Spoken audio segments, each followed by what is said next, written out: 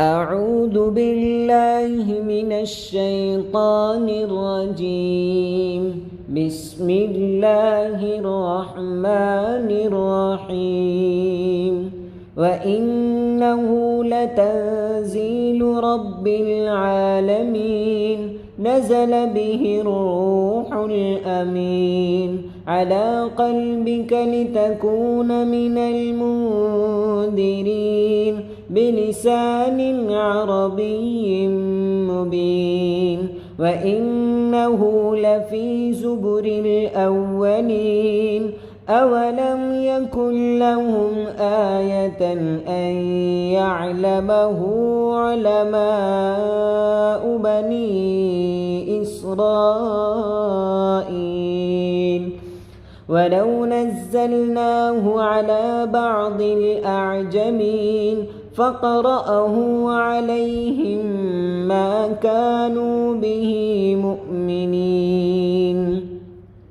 كذلك سلكناه في قلوب المجرمين لا يؤمنون به حتى يروا العذاب الأليم فيأتيهم بغتة وهم لا يشعرون فيقولوا هل نحن منظرون أفبعذابنا يستعجلون أفرأيت إن متعناهم سنين ثم جاءهم ما كانوا يوعدون ما أغنى عنهم ما كانوا يمتعون وما أهلكنا من قرية إلا لها منذرون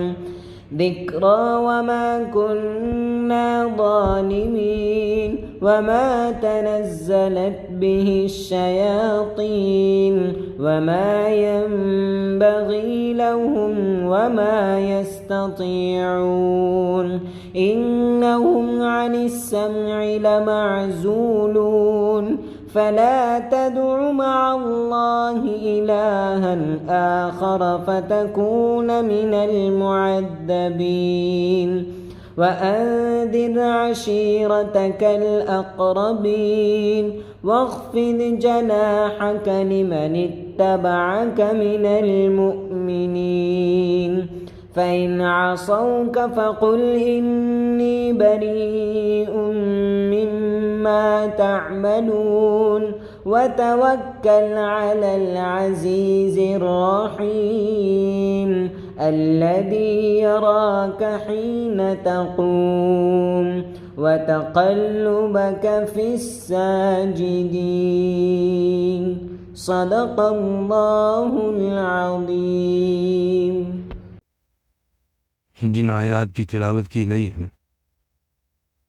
محمد رسول اللہ صلی اللہ علیہ وآلہ وسلم کی نبوت اور رسالت کو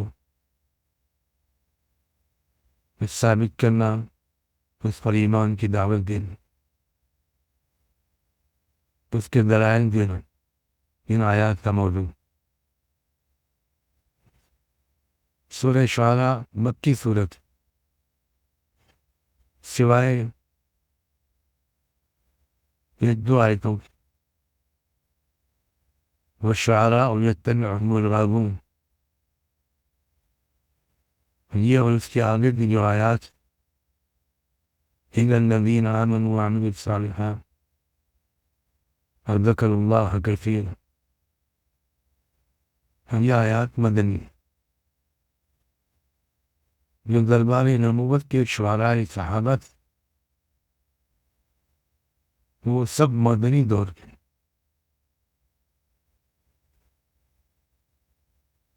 اس لیے ان کو مستثنیٰ کرنے کی ضرورت مدینہ منورہ میں آئی، چونکہ مشرکین مکہ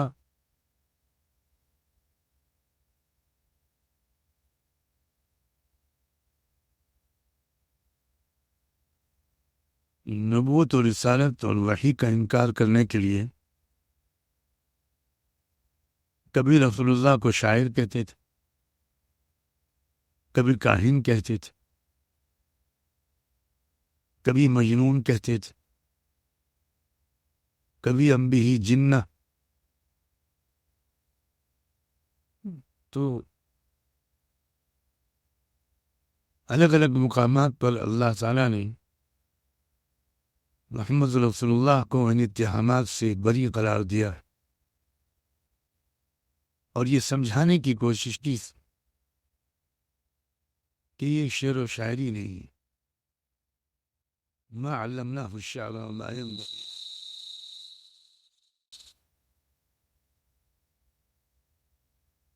إن هو إلا وحي يوحى.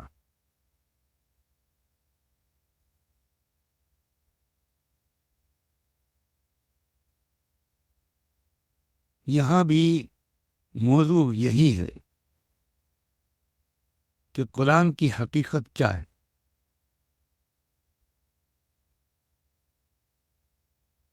وَإِنَّهُ لَتَنزِيلُ رَبِّ الْعَالَمِينَ، جہاں سے آج تلاوت شروع ہوئی.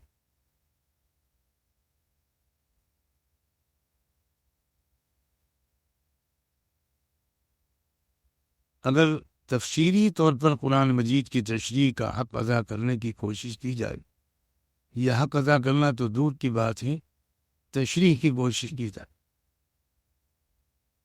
تو ہر لفظ پر ٹھہر کر گھنٹوں گفتگو کی ضرورت ہے. تنزیل باب تفعیل سے ہے اور باب تفعیل کے خواص میں تدرج، تدریج.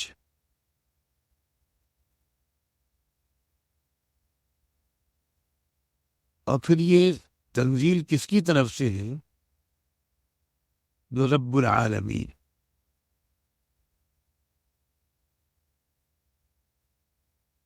اس بات کو ذہن میں بٹھائیں کہ لا الہ الا اللہ کا مطالبہ کیوں کیا جاتا ہے، اس کو اتنا لازم کیوں قرار دیا جاتا ہے کہ اس کے بغیر ہزاروں نیکیوں کے باوجود مغفرت کا کوئی امکان نہیں.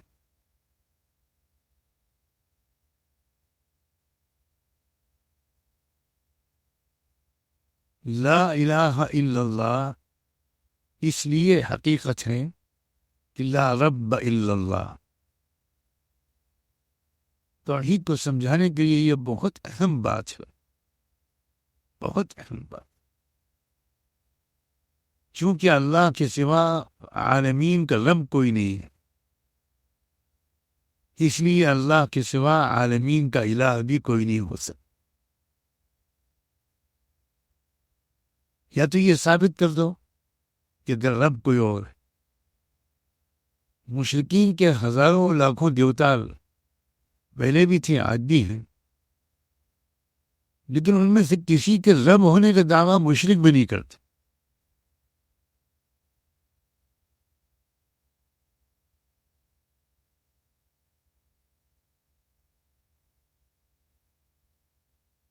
تخلیق سے لے کر تدبیر کائنات تک سب کچھ اللہ ہی کی پاس ہے، یہ مانتے ہیں. مگر یہ کہتے ہیں کہ اس اللہ کو راضی کرنا بہت مشکل ہے. تو اس کے کچھ مقربین ہیں، ان کو راضی کرنا آسان، اور وہ ہماری شفاعت کر دیں گے تو ہماری نجات ہو جائے گی. فَمَا نَعْبُدُهُمْ إِلَّا لِيُقَرِّبُونَا إِلَى اللَّهِ زُلْفَىٰ.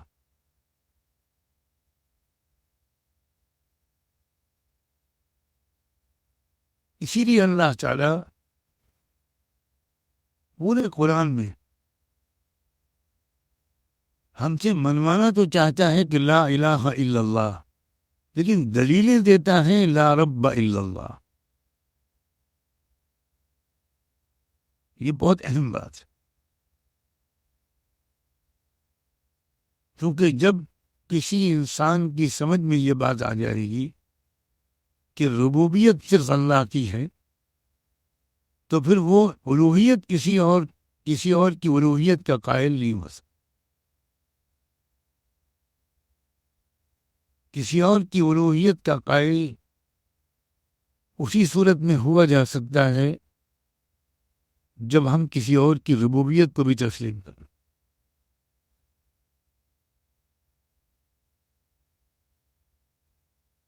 تو جب قرآن رب العالمین کی تنزیل ہے تو قرآن میں عالمین کی مصلحتوں کا خیال ہے، صرف مسلمانوں کی مصلحت کا خیال نہیں. میں نے کہا کہ ایک ایک لفظ میں اشارے ہیں، ویسے تو اور بہت کچھ ہے، لیکن یہ جو بہت ہی اہم اشارے ہیں وہ میں ایک ایک جملے میں کچھ کہتا چلوں. غور کرنا آپ کا کام.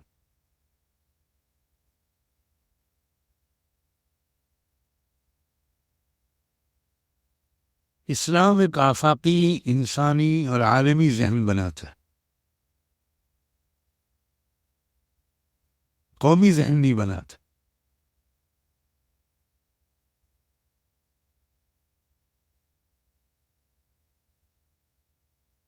رب العالمین اور رسول رحمت للعالم، اور قرآن ان ہوا الا ذکر للعالم. تو جو انسان ان عقائد کا شعور کے ساتھ قائل ہوگا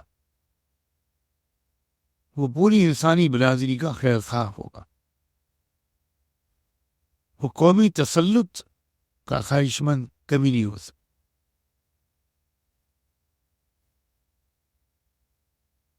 نزل به الروح الامین، اس کلام کو لے کر آئے روح امین حضرت جبریل علی قلبک لتکون من المنذرین. اس کلام کو لے کر آئے وہ آپ کے دل پر اے محمد، تاکہ آپ آگاہ کرنے والوں میں سے ہو جائیں، خبردار کرنے والوں میں سے. انذار کے معنی ڈرانا، یہ صحیح تعبیر نہیں، آگاہ کرنا، باخبر کرنا. بلسان عربی مبین،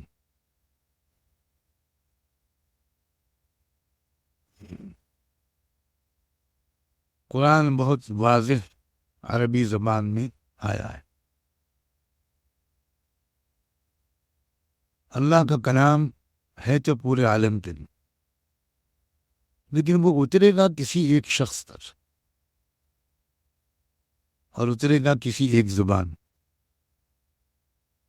مختلف زبانوں میں اللہ اپنا کلام اتار چکا. اب اقوام عالم کے لیے ایک واحد نسخہ ہدایت جو اس نے اتاری، تو اس نے جغرافیائی لحاظ سے دنیا کے بالکل وسط میں بسنے والی قوم میں اتاری. بالکل بیچو بیچ.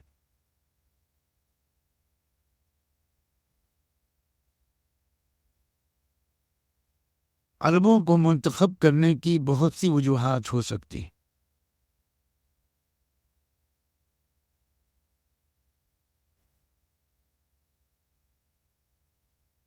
قوموں کی خرابیاں دو طرح کی ہوتی ہیں، ایک ظاہری، ایک اندرونی.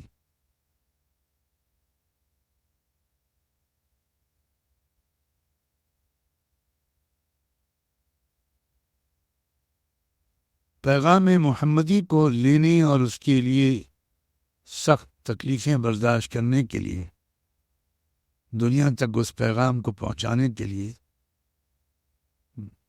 جیسی قوم درکار تھی،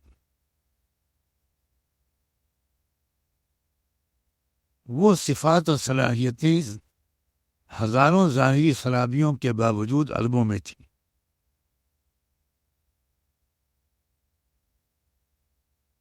عرب مزاجی اعتبار سے ان کے اندر دوغلا پن نہیں تھا. دشمن ہیں تو صاف کھلے دشمن ہیں، اور ساتھی ہیں تو اپنا کلیجہ چبوا دیں گے، لیکن بے وفائی نہیں کریں. شجاعت، سخاوت اور وفاداری، یہ ہے وہ صفات جن کی ضرورت تھی اسلام کے علمبردار قوم بننے کے لیے. ظاہری طور پر ان میں شرک بھی تھا اور بہت خرابیاں تھیں. ادھر دوسری طرف اور ان میں جاہلیت تھی، عرب لکھے پڑھے نہیں تھے.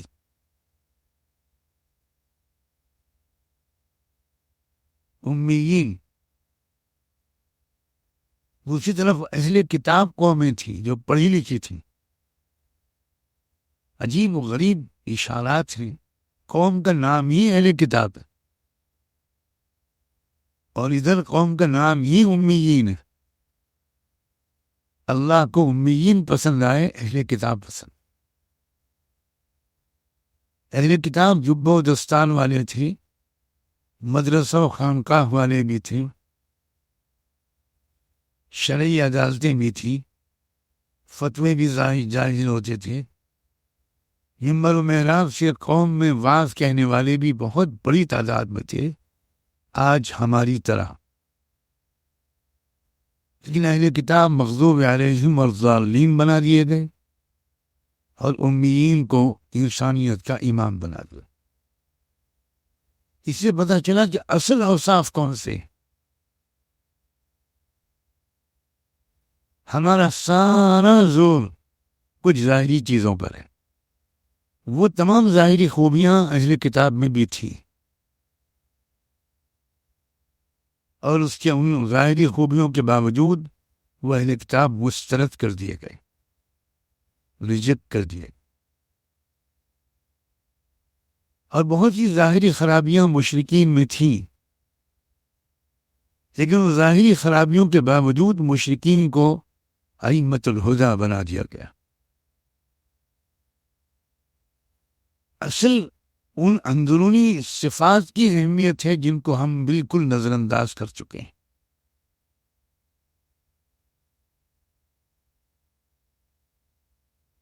وہ بھی اپنے مدرسہ و خانقاہ پر ناز کرتے تھے،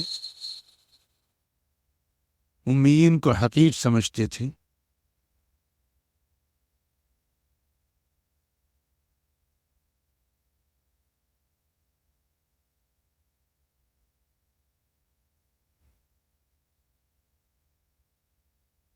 أتأمرون الناس بالبر وتنسون أنفسكم وأنتم تتلون الكتاب.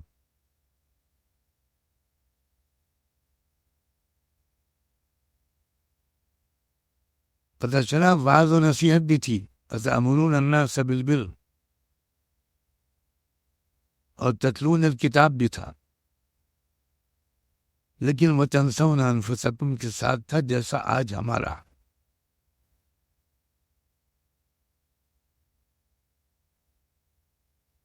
اسی لیے شاہ ولی اللہ نے لکھا ہے کہ اگر یہودیت کو سمجھنا ہو تو امت کے علماء سو کو دیکھ لو.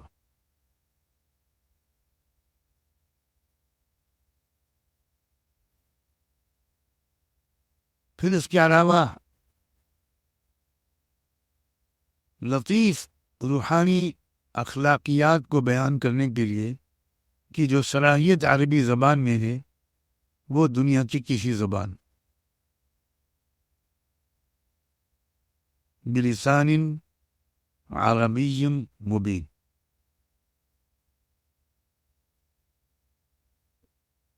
دنیا کی کسی زبان میں ایک لفظ میں آپ تقوی کا ترجمہ نہیں کر سکتے. دنیا کی کسی زبان میں آپ ایک لفظ میں طہارت کا ترجمہ نہیں کر سکتے. دنیا کی کسی زبان میں ایک لفظ میں آپ برکت کا کا ترجمہ نہیں کر سکتے، اور یہ صرف 2-3 الفاظ ہیں۔ تو عربی زبان میں ان روحانی حقائق کی ترجمانی کی جو صلاحیت ہے وہ دنیا کی کسی زبان میں نہیں ہے۔ اللہ نے عربی مبین کو چنا۔ عربی مبین اسی لیے ہے۔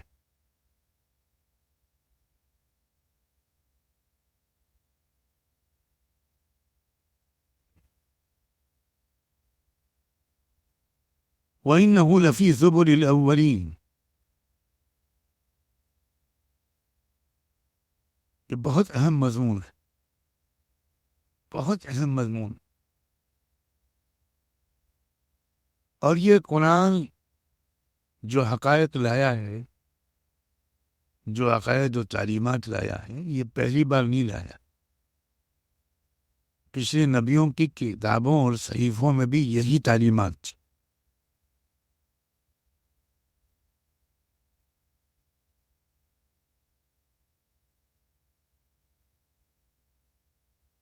ہم سب کے ذہنوں میں ایک بات کم و بیش بیٹھی ہوئی ہے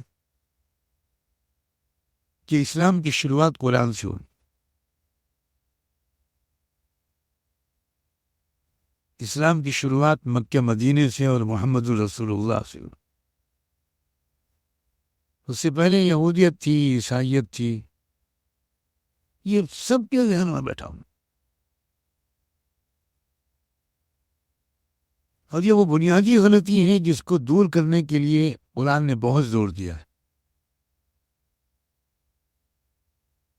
تمام کتابوں اور صحیفوں کا دین اسلام تھا، تمام نبیوں کا دین اسلام تھا۔ شریعت میں تھوڑی بہت تبدیلی ہوئی ہے، وہ بھی بہت کم، لیکن دین میں کوئی تبدیلی نہیں ہوئی۔ اسلام کی تکمیل محمد رسول اللہ پر ہوئی ہے، شروعات نہیں ہوئی ہے۔ اسلام کی تکمیل قرآن سے ہوئی ہے، شروعات نہیں ہوئی۔ وَإِنَّهُ لَفِي زُبُرِ الْأَوَّلِينَ، صحف ابراہیم و موسیٰ۔ أَوَلَمْ يَكُنْ لَهُمْ آيَةً أَنْ يَعْلَمَهُ عُلَمَاءُ بَنِي إِسْرَائِيلَ، کیا یہ بات ایک واضح علامت نہیں ہے کہ بنو اسرائیل کے علماء خوب پہچانتے ہیں قرآن کو، اسلام کو اور محمد رسول اللہ۔ یعلمہ کی ضمیر قرآن کی طرف جا رہی ہے، جو کہ مرجع مذکور وہی ہے۔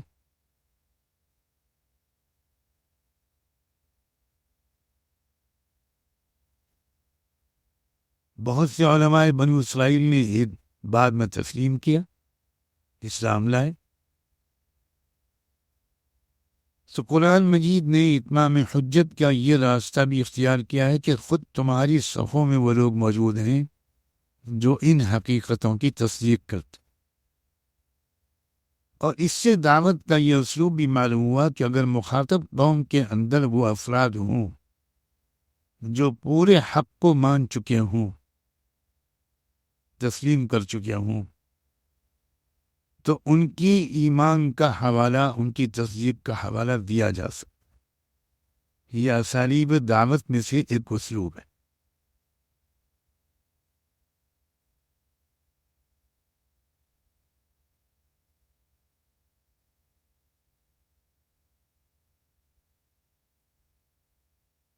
ایک مزید بات قرآن کے بارے میں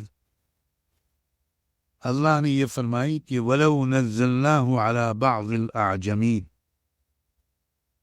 اگر ہم نے اس قرآن کو کسی عجمی شخصیت پر اتارا ہوتا اور وہ اس قرآن کو اتنی فصیح و بلیغ عربی زبان میں پڑھ کر سناتا، مَا كَانُوا بِهِ مُؤْمِنِينَ،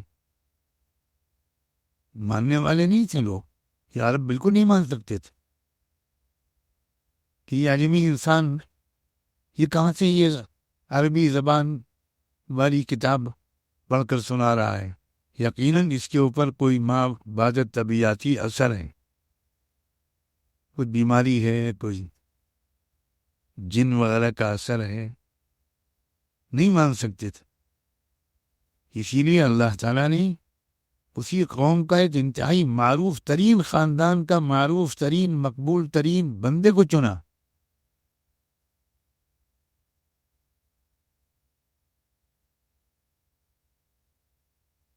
كذلك سلكناه في قلوب المجرمين،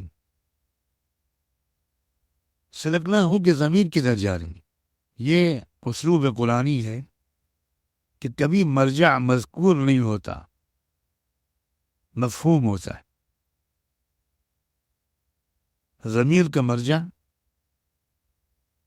لفظی طور پر مذکور نہیں ہوتا، سیاق و سباق سے اس کو سمجھنا پڑتا ہے۔ سلکناہو میں ہو کی جو ضمیر ہے وہ اس کفر و عناد کی طرف جا رہی ہے کہ ہم نے اس عناد، اس سرکشی اور ایمان نہ لانے کے رویے کو ہم نے ان کے دلوں میں اتار دیا ہے۔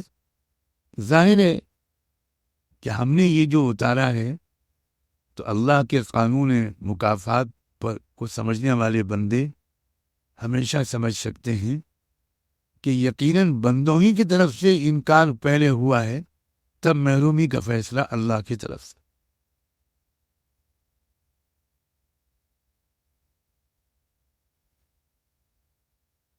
لا یؤمنون به حتی یروا العذاب العلیم، نہیں مانیں گے یہ لوگ جب تک یہ بہت دردناک سزا نہ دیکھ۔ یہ بند لفظوں میں مستقبل کے حالات کی اطلاع دی ہے۔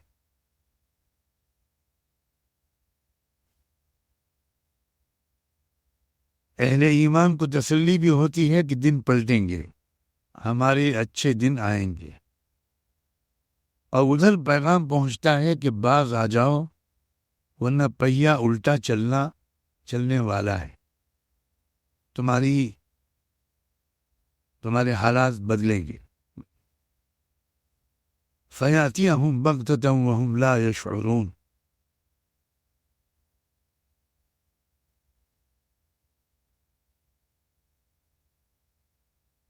پکڑ جب آئے گی ہماری تو ان کو پتہ بھی نہیں چلے گا، اچانک وہ پکڑ آ جائے۔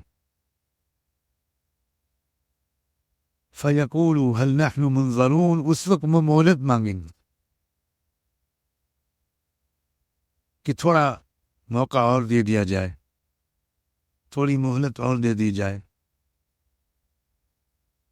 آج ہماری سزا کے سلسلے میں جلد بازی کا مطالبہ کر رہے ہیں۔ أَفَبِعَذَابِنَا يَسْتَعْجِلُونَ أَفَرَأَيْتَ إِن مَّتَّعْنَاهُمْ سِنِينَ،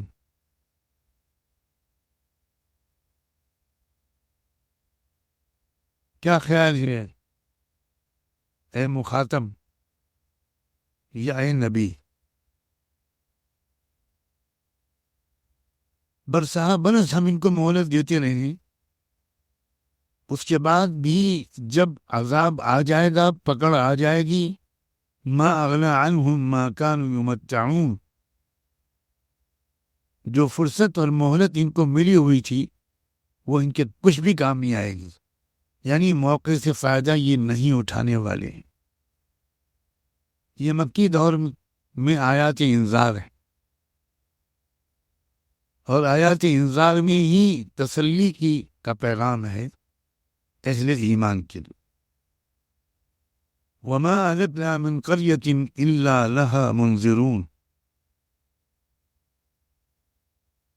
اور جب تک ہم اچھی طرح آگاہ کرنے والے کسی قوم میں نہیں بھیج دیتے، ہم اس قوم پر عذاب نہیں بھیجتے۔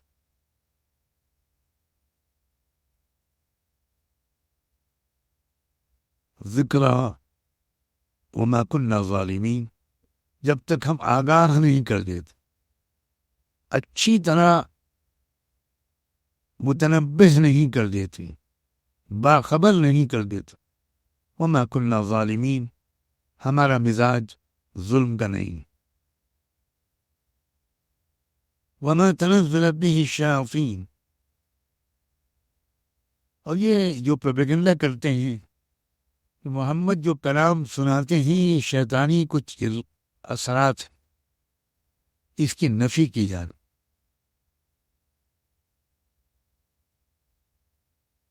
ایسا بالکل نہیں ہے کہ کچھ شیاطین، وما ينبغي لهم وما يستطيعون، شیاطین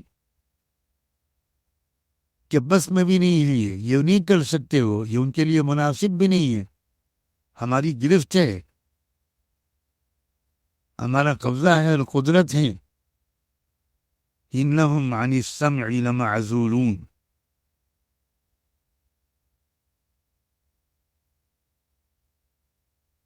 یہ لوگ اصل میں سننے کی طاقت سے ہی محروم کر دیے گئے ہیں، یعنی ماننے کی طاقت سے، قبول کرنے کی صلاحیت ان کی کم ہو گئی ہے، چھن گئی ہے۔ فلا تدع مع اللہ الہا آخر فتکون من المعذبین، اس لیے اے مخاطب اللہ کے ساتھ کسی کو معبود نہ بناؤ، ورنہ سزا یافتہ لوگوں میں تم بھی کھڑے کر دیے جاؤ۔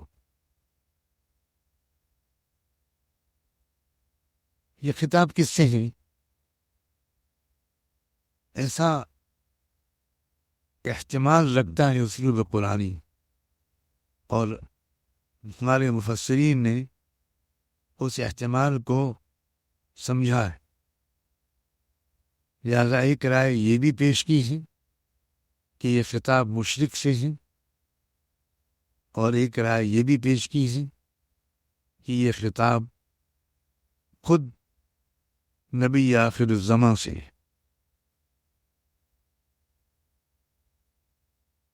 اور جب اللہ تعالیٰ کسی معاملے کی سنگینی کو واضح کرنا چاہتا ہے تو اپنے رسول کو مخاطب بنا کر وہ سخت بات کہتا ہے۔ تم بھی اگر اللہ کے ساتھ کسی کو شریک کرو گے تو تم کو بھی سزا سے کوئی بچا نہیں سکتا، معاذ اللہ۔ تو بظاہر اس دوسری رائے کے مطابق مخاطب رسول اللہ ہیں، لیکن وہاں بھی صرف بظاہر مخاطب ہے، اصل خطاب وہاں بھی دوسرے لوگوں سے۔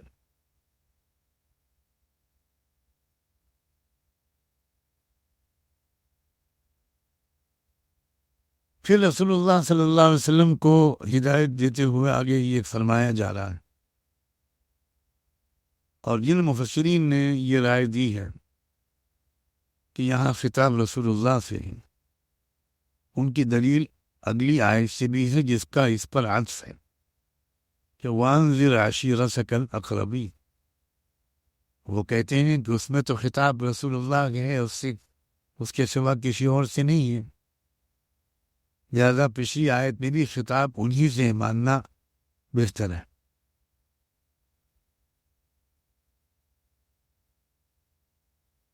اور محمد اپنے خاندان کے قریبی لوگوں کو جو سب سے قریبی ہیں تم سے، ان کو واضح پیغام دے دو، ان کو بھی آگاہیاں دے دو۔ اللہ اکبر۔ جس وقت یہ آیت اتری حضور نے اپنے گھر والوں کو جمع کرنا شروع، یا فاطمہ بنت محمد، یا صفیہ بنت عبد المطلب، یا بنی عبد المطلب، جو آپ کا قریبی فیملی کے لوگ تھے، لا املک لکم من اللہ شیئا، لا املک لکم من اللہ شیئا، میں تمہیں بچا نہیں پاؤں، میرے بس میں تمہارے لیے کچھ بھی نہیں۔ انقذوا انفسکم من النار۔ بعض اوقات طلبا اس موقع پر تفسیر ابن کثیر پڑھ، حافظ ابن کثیر نے حضور اکرم صلی اللہ علیہ وسلم نے جو کچھ بھی ان آیت کے اترنے کے بعد جس کرب و اضطراب کے ساتھ اپنے خاندان کنبے قبیلے کو جمع کیا، جس طرح ان سے باتیں کی مردوں اور عورتوں سے، اس سلسلے کی کئی روایات ابن کثیر نے اسانید کے ساتھ جمع کر دی۔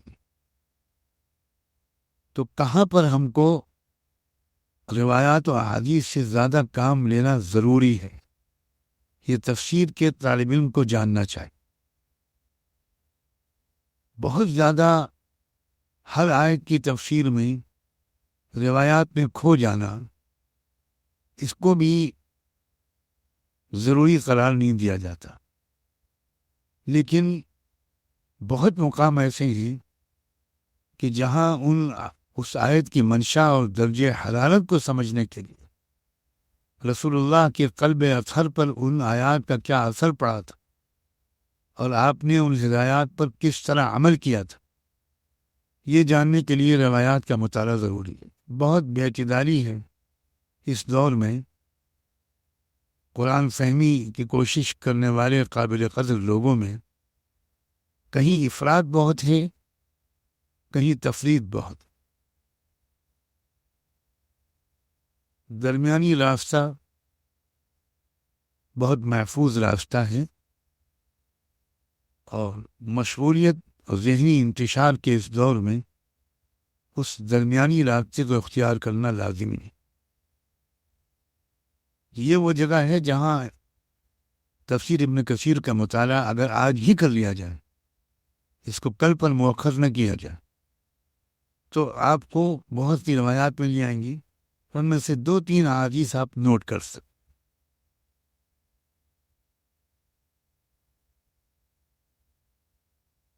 پھر آگے عجیب ہدایت ہے، وَاخْفِضْ جَنَاحَكَ لِمَنِ اتَّبَعَكَ مِنَ الْمُؤْمِنِينَ۔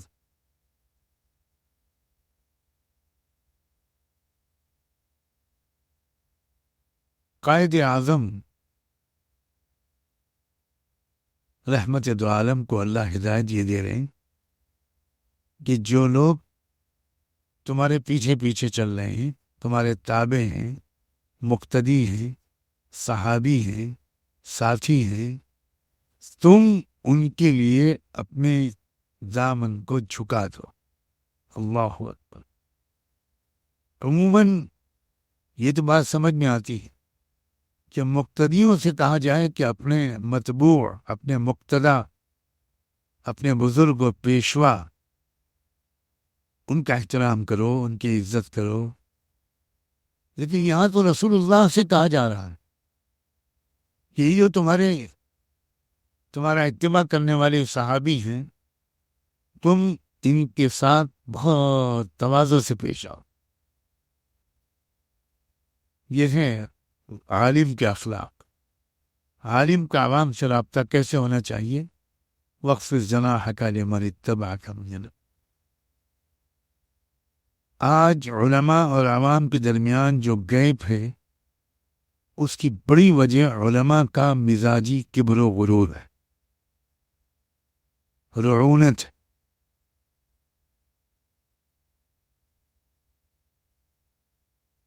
اور منکسر مزاجی کے بجائے متکبر مزاجی ہے، اور لوگوں سے امید رکھنا ہے کہ وہ ان کا ادب کریں گے۔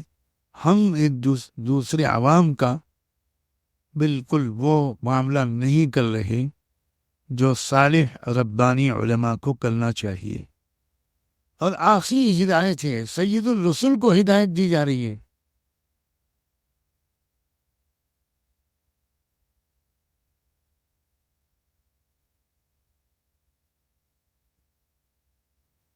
بعض صحابہ کرام جب آتے تھے ملنے تو رسول اللہ ان کے احترام میں کھڑے ہو جاتے، حالانکہ حکم آپ نے دیا قوموا لسیدکم، لیکن سید عالم کھڑے ہو رہے ہیں، عبداللہ ابن ام مکتوم۔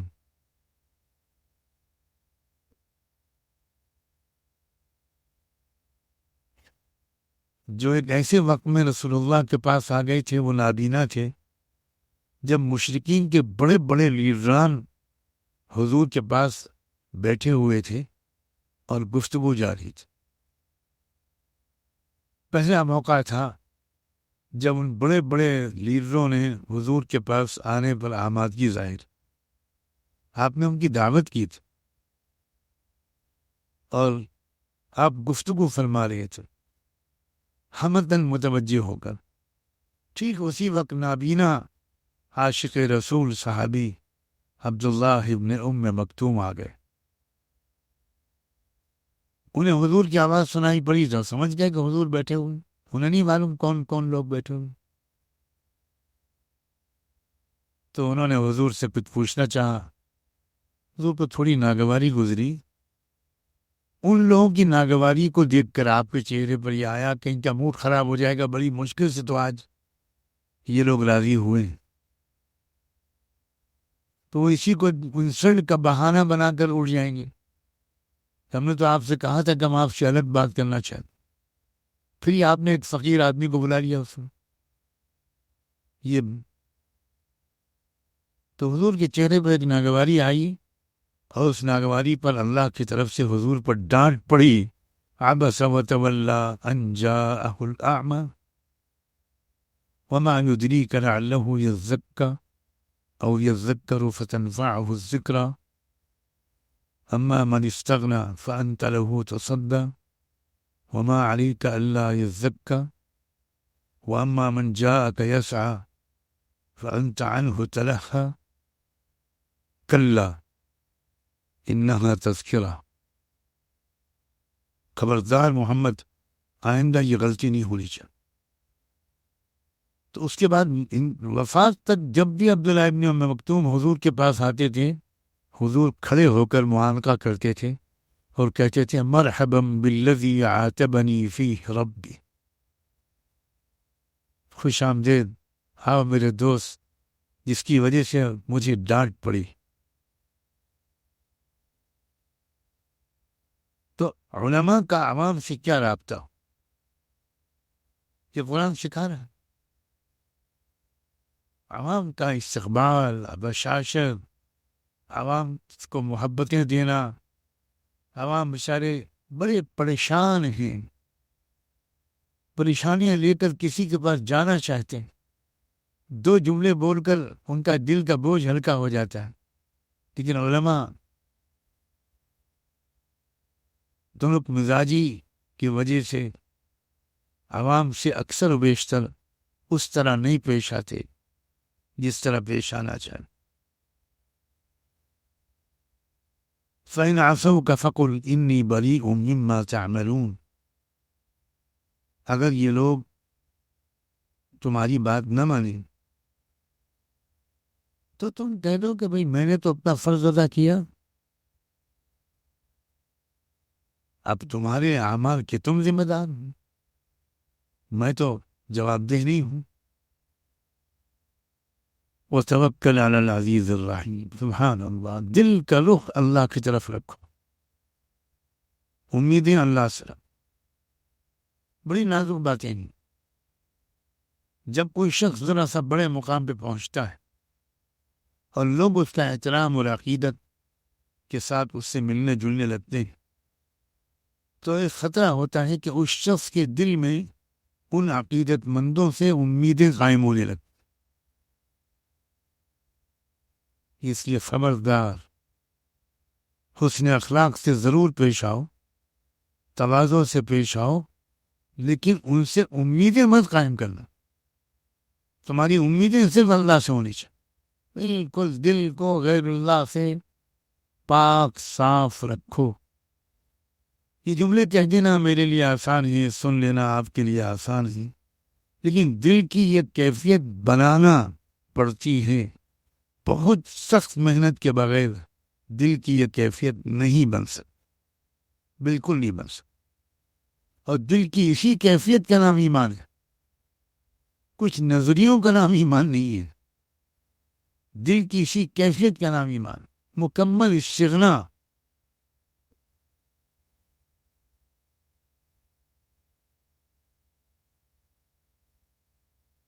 وَتَوَكَّلْ عَلَى الْعَزِيزِ الرَّحِيمِ. ایک ایسی ہستی ہے جو بہت طاقتور بھی ہے اور بہت شفیق و مہربان بھی. امیدیں اس سے لگاؤ. اور وہ کون سی ہستی ہے؟ کیا خوبصورت تعارف ہے. الذی یراک حین تقوم، وہ دیکھتی ہے تم کو، وہ ہستی جب تم رات کی تنہائی میں اکیلے کھڑے ہو سکو.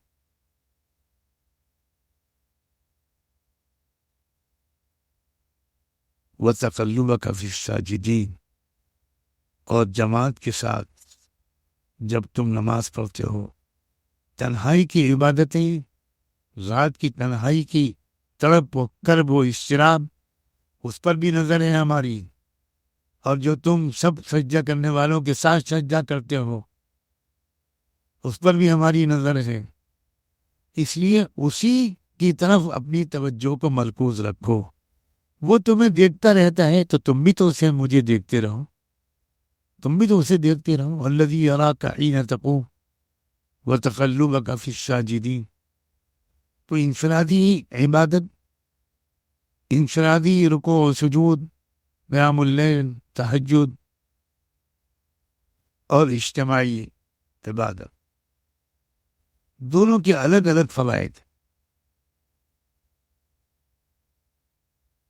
صرف انفرادی عبادت کوئی کرے اور یہ کہے کہ میں عوام کے ساتھ نہیں کھڑا ہوں گا، تو یہ تو بہت بڑے تکبر اور غرور کی علامت. اسی لیے ارکعوا مع الراکعین کہا گیا. اور اگر کوئی صرف اجتماعی عبادت میں حصہ لے،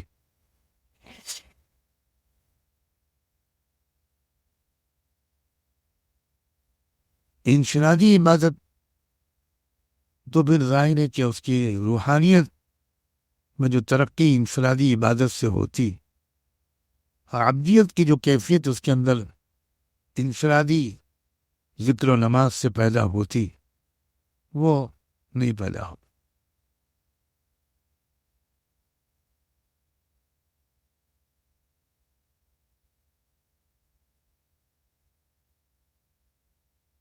بس آج یہیں تک، آیت نمبر 219 یہاں تک اس وقت تشریح مکمل ہوئی ہے.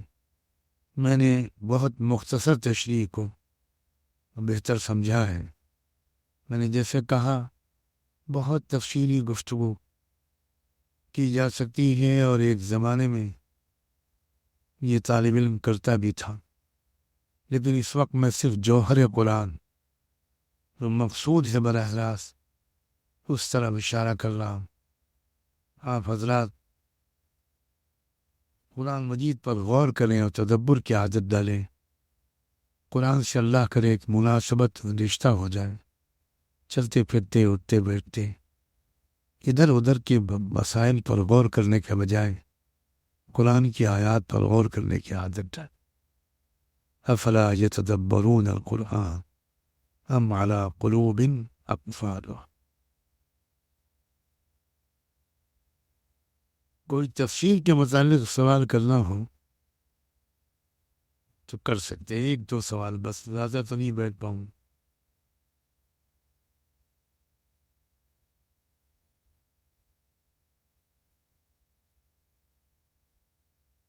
غور کیا گیا. کھانا کھانا کیسے شروع کی جائے پوچھا کبھی؟ آج تک پوچھا ہے؟ مرغی کا بچہ پیدا ہوتا ہے چگنا شروع کر دے. شروع کر. میں بار بار کہتا ہوں اگر آپ لوگ تلاوت کرتے ہو تو تلاوت کرو، چاہے آدھے پارے کی چاہے 1 پارے، لیکن 2-3 آیتوں پر رک جاؤ. انہی میں سے 2-3 آیتوں پر رک جاؤ اور تفسیر پڑھو، ترجمہ پڑھو، حاشیہ پڑھو، کوئی تفسیر پڑھو، پھر خوب سوچو اس کے بارے میں، اور اللہ تعالیٰ سے دعا مانگو کہ اللہ اس آیت کا جو پورا مفہوم و مطلب ہے وہ مجھے سمجھا. دعا کیا بتاؤں، علم کے خزانے کھلواتی ہے، لیکن طلب علم اس وقت دعا بالکل نہیں مانگتے. امتحان میں نقل کر کے پاس ہونے کی دعا مانگتے بڑے اخلاص کے ساتھ، رو رو کر. کیا شیخ الاسلام ابن تیمیہ جب قرآن پر غور کرتے کرتے یہیں پر اٹکتے تھے تو سجدے میں گر جاتے. یا معلم ابراہیم علمنی یا مفہم سلیمان فہم. اس وقت تک سجدے سے سر نہیں اٹھاتے تھے جب تک اس آیت کا مطلب ان کے دل پر اللہ کھول نہیں گیا. ابن جوزی رحمۃ اللہ علیہ جار اللہ زمخشری جار اللہ کیوں کہنا ہے؟ زمخشری مکے کے رہنے والے نہیں تھے، لیکن قرآن کے لیے وہ مکے میں آ کر بس گئے کہ یہاں اترا ہے، یہاں سمجھ میں آئے گا. اور کس طرح زمخشری نے محنت کی ہے. اللہ اکبر. کیسی دعا مانگتے تھے. تو ہم نے اپنے دور کے بھی اکابر کو دیکھا، قرآن مجید کے لیے طلب پر دعائیں مانگ، طلب پر دعائیں. حضرت مولانا ابوالحسن علی ندوی عمرے کے احرام باندھ رہے تھے مدینہ منورہ سے. سجا سورہ تغابن پر غور کر رہا ہوں. ذرا مکہ مکرمہ میں جب داخل ہونے لگے اس سے 1 گھنٹہ پہلے مجھے یاد دلا. اتنا بڑا مفسر قرآن، یعنی مولانا ابوالحسن علی ندوی کی شہرت ہو گئی مورخ کی حیثیت سے، ادیب کی حیثیت سے. اصل میں ان کا موضوع قرآن تھا. اب وہ کہہ رہے ہیں کہ سورہ تغابن پر غور کرنا ہے، وہ کہیں نہ کہیں کچھ اشکال ہے، تو بھول نہ جاؤں مکے میں داخلے سے 1 گھنٹہ پہلے یاد دلا دینا. اس عمرے میں سورہ تغابن سمجھ کر واپس آنا ہے.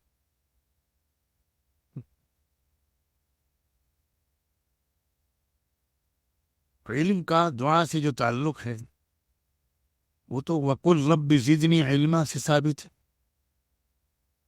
اللہ نے حضور سے خود کہا کہ یہ مانگا کرو مجھ سے، رب زدنی علما.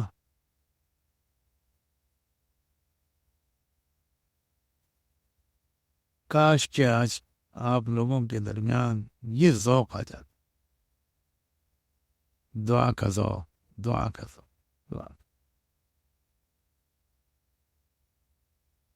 پورا قرآن ملا ہی دعا کے نتیجے میں اہدنا الصراط المستقیم. آ گیا جواب، الف لام میم ذالک الکتاب لا ریب فیہ ھدی للمتقین. دعا کا جواب ہے.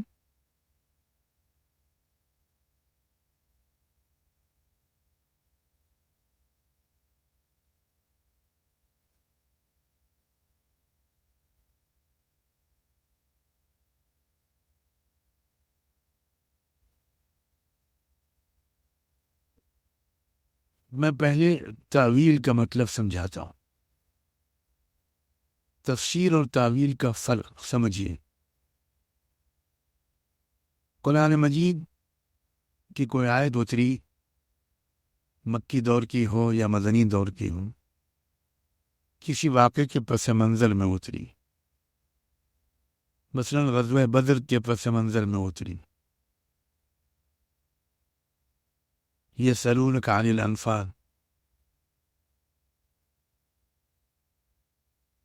الی آخر السورہ. مثلا کچھ آیتیں غزوہ احد کے پس منظر میں اتری سورہ آل عمران کی. ان یمسسکم قرح فقد مس القوم قرح مثلہ وتلک الایام نداولها بین الناس. کچھ آیتیں سورہ احزاب کے پس منظر میں اتری.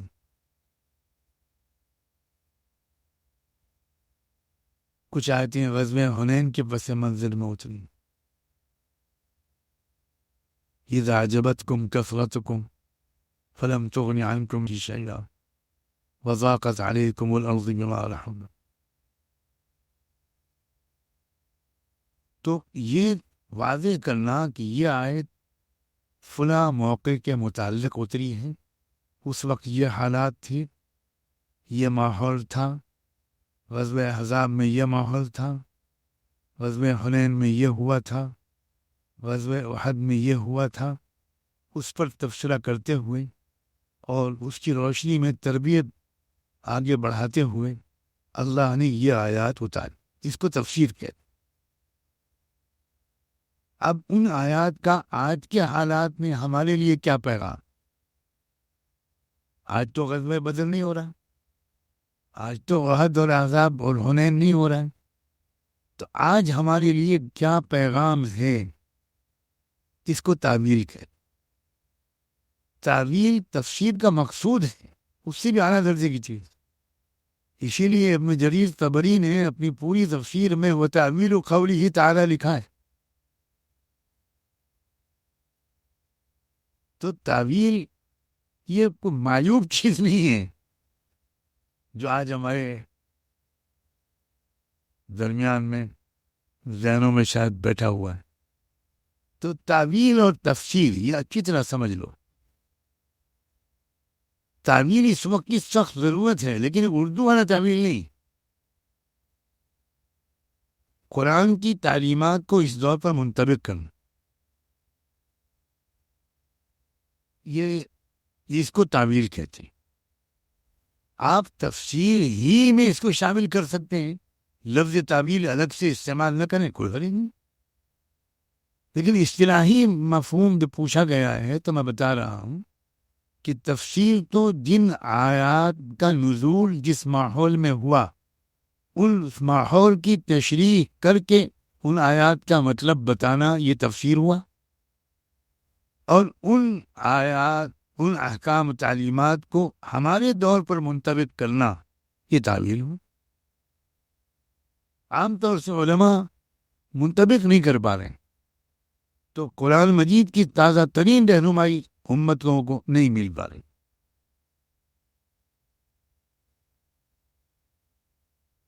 ہاں، تفسیر بالرائے تو اس کا مطلب تو یہ ہوا کہ آپ نے قرآن مجید کو قرآن مجید سے سمجھنے کی بھی کوشش نہیں کی، کیونکہ قرآن ایک مضمون کو ایک ہی جگہ بیان نہیں کرتا، ایک مضمون کو کئی جگہ بیان کرتا ہے۔ تو تفسیر کا پہلا طریقہ یہ ہے کہ جس مضمون پر آپ غور کر رہے ہیں اس مضمون والی دوسری آیات قرآن میں تلاش کیجیے اور ان سب مقامات کو سمجھیے، تو آپ کو سمجھنے میں بہت آسانی ہو۔ دوسرے، تفسیر القرآن بالسنہ، احادیث میں کیا تشریح آئی ہے اس کو پڑھیے۔ حدیث کے مجموعے میں باقاعدہ کتاب التفسیر ہے، اور پھر آثار صحابہ میں کوئی تشریح آئی ہے کیا۔ پھر اس کے بعد باللغت العربیہ، بالشعر العربی، بالتراث العربی، کہ قرآن مجید کے کسی مفرد لفظ کو سمجھنے کے لیے عربی زبان میں اس کا اصل مفہوم کیا ہے، یہ عربی زبان اور عربی شاعری سے متعین ہوتا ہے۔ ان سب چیزوں کو نظر انداز کر کے آپ اپنی عقل سے کوئی بات کہنے لگیں، نہ قرآن سے ثابت، نہ حدیث سے ثابت، نہ آثار صحابہ سے ثابت، نہ مرویات سلف سے ثابت، نہ لغت عربیہ اور شعر عربی اس کی تائید کرتی ہے۔ یہ ہے تفسیر بالرائے المذموم۔ اور حالات حاضرہ پر قرآن کو منطبق کرنا ان تفسیری مراجع کی روشنی میں، یہ تعویل ہے، یہ تفسیر بالرائے نہیں ہے۔